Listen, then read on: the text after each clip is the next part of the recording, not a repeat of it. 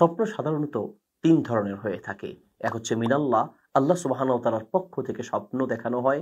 দ্বিতীয় হচ্ছে মিনাশ শাইতান, কখনো কোনো শয়তানও স্বপ্ন দেখিয়ে থাকে।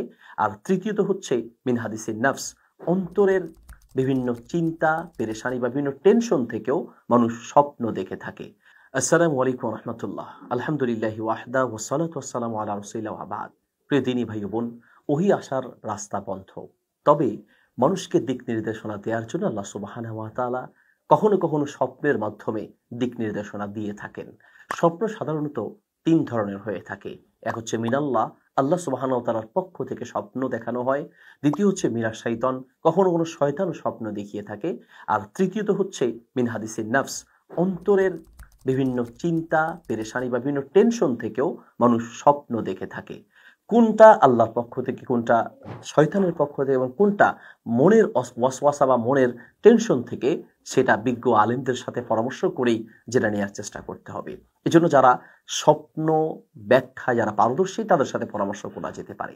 বিশেষ করে যে কোনো ভালো স্বপ্ন দেখলে সেটার ব্যাখ্যা নেওয়া উচিত, নিজে নিজে কোনো ব্যাখ্যা না করাই ভালো।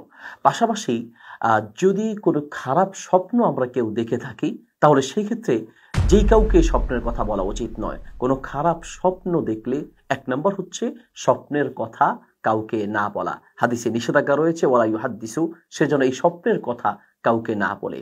স্বপ্ন যদি খারাপ হয়ে থাকে তাহলে এক নম্বর আমরা এই স্বপ্নের কথা কাউকে বলবো না। দুই নম্বর হচ্ছে স্বপ্ন যদি খারাপ হয়ে থাকে তাহলে বাম দিকে ৩ বার থুতু নিক্ষেপ করা। সেটা হালকা করে, যে কোনো অল্প আকারে আপনি থুতু নিক্ষেপ করতে পারেন। এভাবে ৩ বার আপনি থুতু নিক্ষেপ করবেন। ৩ নম্বর হচ্ছে খারাপ স্বপ্ন দেখলে ফালিয়াত আওয়াজ, হাদিস এসেছে নবী সাল্লাল্লাহু আলাইহি ওয়াসাল্লাম বলেছেন সে যেন আল্লাহ সুবহানাহু ওয়া তাআলার কাছে আশ্রয় প্রার্থনা করে। ৪ নম্বর হচ্ছে যদি কেউ খারাপ স্বপ্ন দেখে থাকে তাহলে সে যেন তার অবস্থান চেঞ্জ করে, অর্থাৎ তার শোয়ার যেই পদ্ধতি, তিনি সে যেভাবে শোয়া ছিলেন সেই অবস্থাটা পরিবর্তন করবেন, একটু দিক পাল্টাবেন।